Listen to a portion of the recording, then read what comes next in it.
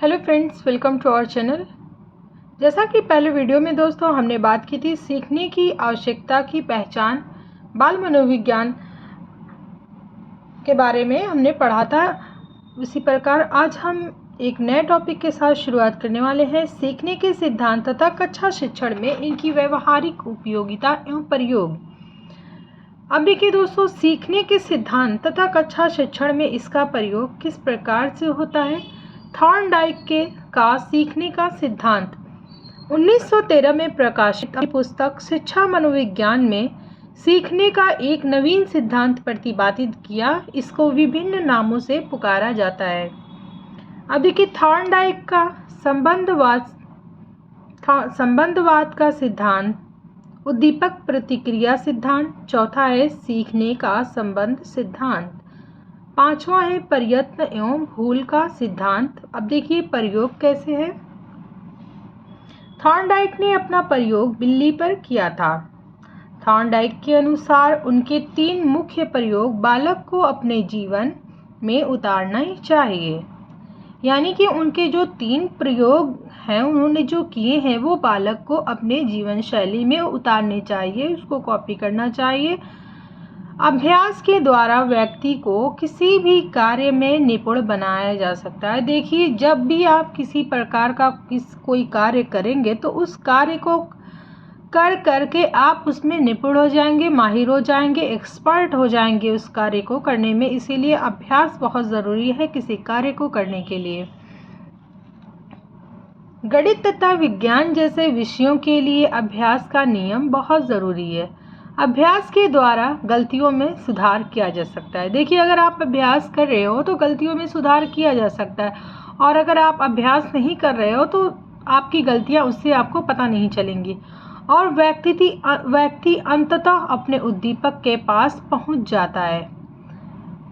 धैर्य एवं परिश्रम की भावना उत्पन्न होती है।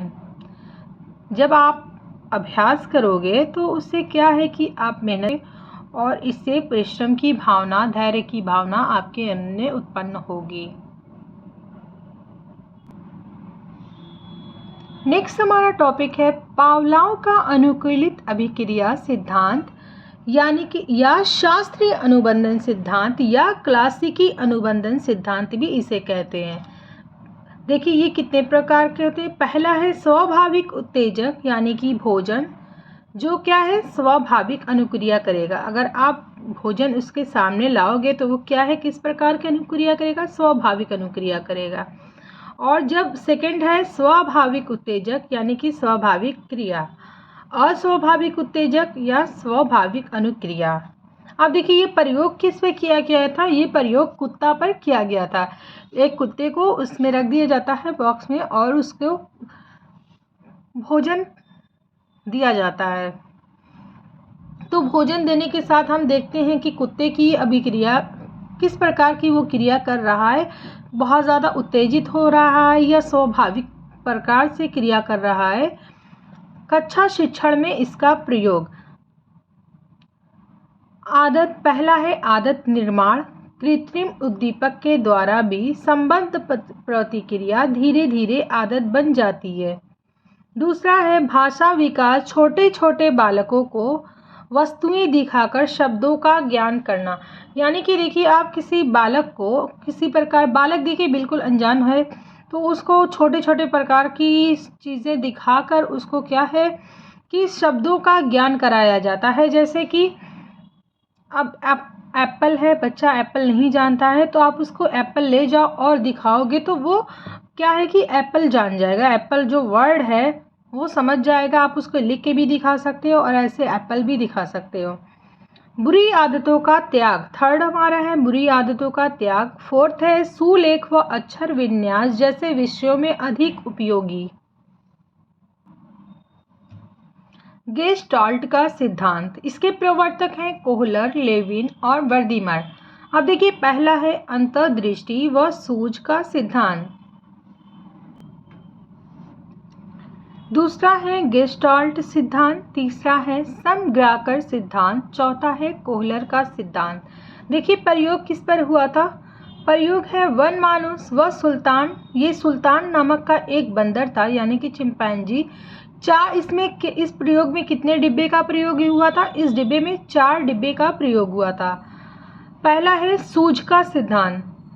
बालक कक्षा में स्वयं समस्या का हल प्राप्त करे, उसे इस प्रकार से प्रेरित करना चाहिए बालक को कि वो अपनी समस्या का समाधान खुद से करने के लिए तैयार हो। यानी कि उसे इस प्रकार आप प्रेरित करें कि वो अपनी समस्याओं का समाधान कक्षा में स्वयं से कर सके।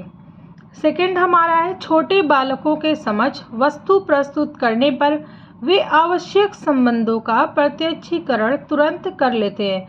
यानी कि देखिए, अगर बालक को इस प्रकार से आप शिक्षा दीजिए कि अगर किसी प्रकार की आप वस्तु उसके पास ला रहे हो तो वो उसको देखकर, उससे संबंधित वस्तुओं को देखकर तुरंत वो प्रत्यक्षीकरण कर ले, यानी कि जान जाए। थर्ड है यह सिद्धांत छात्र के पूर्व अनुभवों को विशेष ज्ञान यानी कि महत्व देता है। क्रिया प्रस्तुत अनुबंधन सिद्धांत या RS थ्योरी जिसको बोलते हैं, इसके प्रवर्तक है स्किनर। प्रयोग हुआ था चूहा पर, फिर हुआ था कबूतर पर। अब देखिए क्रिया प्रस्तुत अनुबंधन सिद्धांत का कक्षा शिक्षण में प्रयोग। किसी भी अच्छे कार्य के लिए सकारात्मक पुनर्बलन देकर उसे प्रोत्साहित करना चाहिए। देखिए, अगर आप किसी बच्चे को कोई कार्य दे रहे हो तो उसे क्या है, ये नहीं कि उससे ये कहें कि ये बहुत टफ है, मैं ये दे रहा हूँ आपको, ऐसा नहीं करना चाहिए। उसको दीजिए कि लीजिए ये बहुत इजी है, इसे आप कर सकते हो। यानी उसके मन से जो डर है वो आप उसको दूर कर दीजिए। इससे क्या होगा, ये एक सकारात्मक पुनर्बलन होगा। यानी कि आप बच्चे को इस प्रकार इतना प्रोत्साहित कर दीजिए कि वो उस कार्य को करने में सक्षम हो जाए। अब देखिए, किसी भी बुरे काम के लिए नकारात्मक पुनर्बलन देकर उसे हटाना चाहिए। यानी कि अगर कोई गलत काम है, बुरा काम है, तो आप बच्चों को उससे समझाइए कि देखिए ये काम आपके लिए सही नहीं है। यानी कि बिल्कुल नकारात्मक तरीके से इसको बच्चे के मन से हटा देना चाहिए। यह सिद्धांत व्यवहार चिकित्सा में उपयोगी है। अब देखिए है प्रबलन का सिद्धांत। इसके प्रवर्तक हल हैं। प्रयोग किस पे हुआ था? देखिए चूहा पे प्रयोग किया गया था। उपनाम है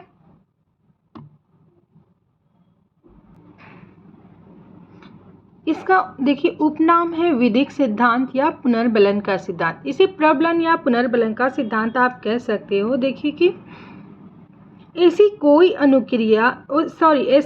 क्रिया जो अनुक्रिया की संख्या में वृद्धि करती है पुनर्बलन कहलाती है। अगर आप गाइस पेन लिए होगे, कॉपी लिए होगे तो आप इसको नोट ज़रूर कर लीजिएगा कि प्रबलन किसे कहते हैं।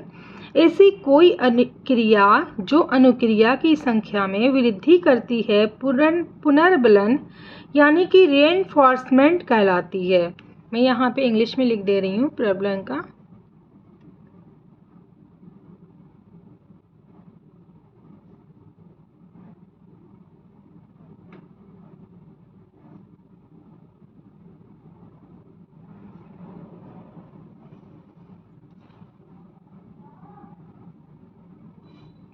अब देखिए कक्षा शिक्षण में इसका प्रयोग कैसे होता है।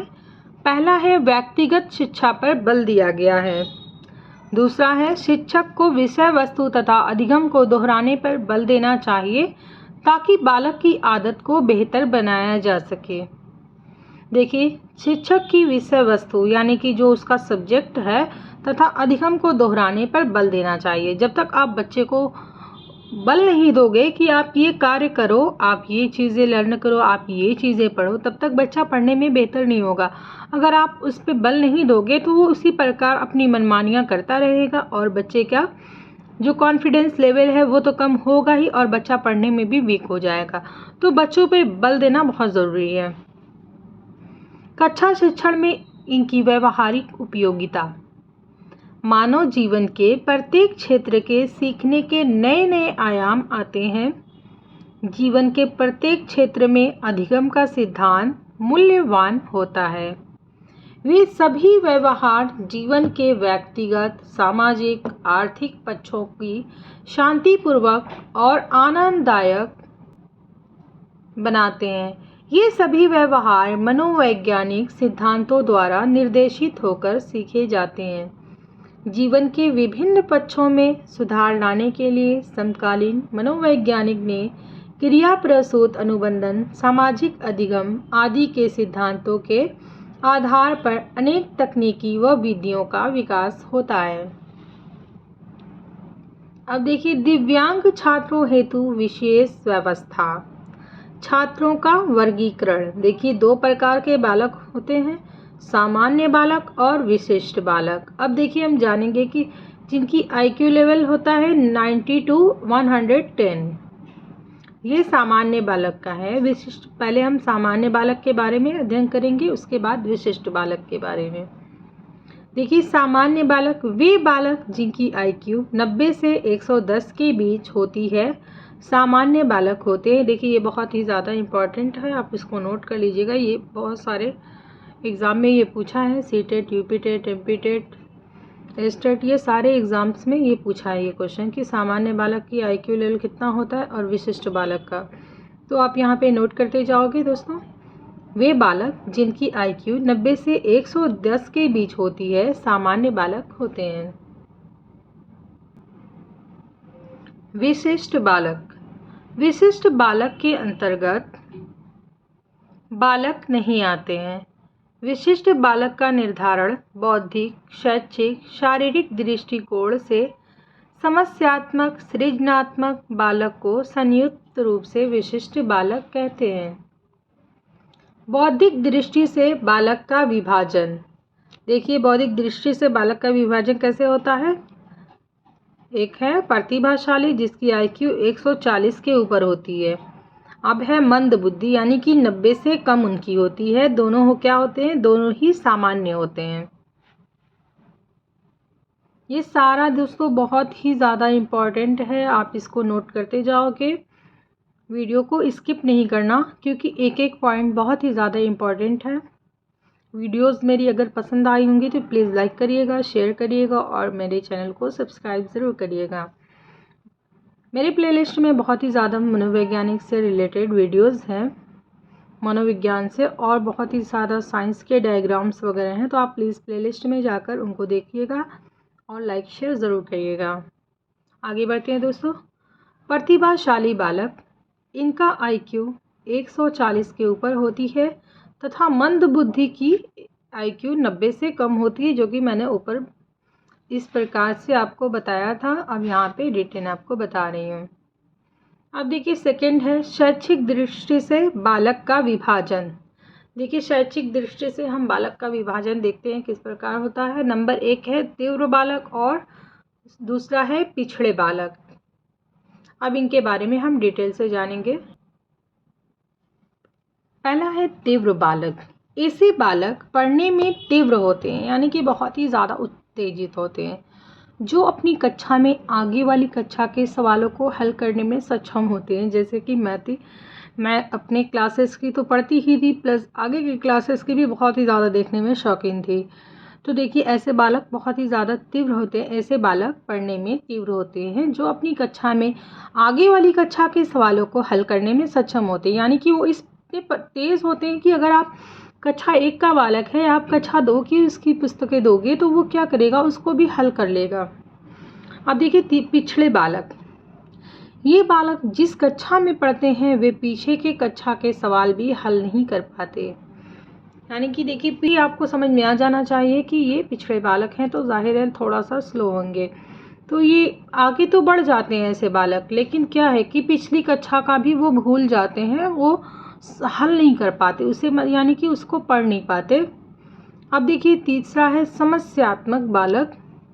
वे बालक जिनका व्यवहार अथवा व्यक्तित्व किसी बात में गंभीर रूप से साधारण होता है, ऐसे बालक बहुत ही समस्यात्मक होते हैं। देखिए, कुछ ऐसे बालक आपको देखने में मिलेंगे कि आप उनसे पूछते रहोगे लेकिन वो बिल्कुल सुस्त, बोलना तक नहीं जानते हैं। जब बच्चा बोलेगा नहीं तो आप उसकी समस्या को भी नहीं समझ पाओगे। तो जाहिर है वो क्या बहुत ही ज़्यादा समस्यात्मक होंगे। अब चौथा है सृजनात्मक बालक। वे बालक जो परंपरागत रूप से लीक से हटकर जब कोई बालक नया कार्य करता है सृजनात्मक बालक कहलाता है। यानी कि अपनी शिक्षा से हटकर अगर वो कोई नया कार्य कर रहा है तो ऐसे बालक क्या कहलाते हैं? सृजनात्मक बालक कहलाते हैं। जैसे नए नए आविष्कार करना, समस्याओं का समाधान करना, नवीन प्रक्रियाओं से जीवन को सफल बनाते हैं। ये बहुत ही ज़्यादा हठी होते हैं, यानी कि ज़िद्दी होते हैं। इनके अंदर एक प्रकार का जुनून होता है कि इनको ये करना है तो करना है, और वो जब तक उस चीज़ को कर नहीं लेते तब तक के लिए वो आराम नहीं करते, यानी कि बैठते नहीं हैं जब तक वो कंप्लीट न कर लें उस चीज़ को। तो ऐसे बालक बहुत ही सृजनात्मक होते हैं। शारीरिक दृष्टि से बालक का विभाजन, जिसमें शारीरिक कमी पाई जाती है, यानी कि हाथ पैर छोटे होते हैं, विकलांग होते हैं, कान से न सुनाई देता है और आँख से भी दिखाई नहीं देता है, तो ये क्या है इत्यादि। दूसरे शब्दों में इनके पास कुछ अंग की कमी होती है, इसलिए इन्हें विकलांग कहा जाता है। प्रधानमंत्री नरेंद्र मोदी ने 27 दिसंबर 2020 को ये बताया था कि इनके अंदर कुछ दिव्य शक्तियां पाई जाती हैं। सामान्य बालक से हटकर कुछ काम कर सकते हैं, सोच सकते हैं, समझ सकते हैं, इसलिए इन्हें दिव्यांग बालक कहते हैं। दिव्यांग छात्रों हेतु विशेष व्यवस्था। देखिए 1992 से 3 दिसंबर को 1992 से यानी कि 3 दिसंबर को अंतर्राष्ट्रीय विकलांग दिवस मनाते हैं। 1992 से लेकर अब तक 3 दिसंबर को अंतर्राष्ट्रीय विकलांग दिवस मनाया जाता है। अब देखिए दिव्यांग छात्र। कुछ बालकों में जन्म से शरीर के कुछ अंग में दोष होता है या बाद में किसी बीमारी, दुर्घटना, घटना या आघात से चोट पहुंच जाने के कारण शरीर में कोई अंग दोष युक्त हो जाता है। ऐसे बालक को दिव्यांग बालक कहते हैं। दिव्यांग बालक के प्रकार। दिव्यांग बालकों में अपंग, अंधे और अर्ध अंधे, बहरे या अर्ध बहरे, दोष युक्त वाणी वाले, अत्यधिक दुर्बल आदि बालक होते हैं।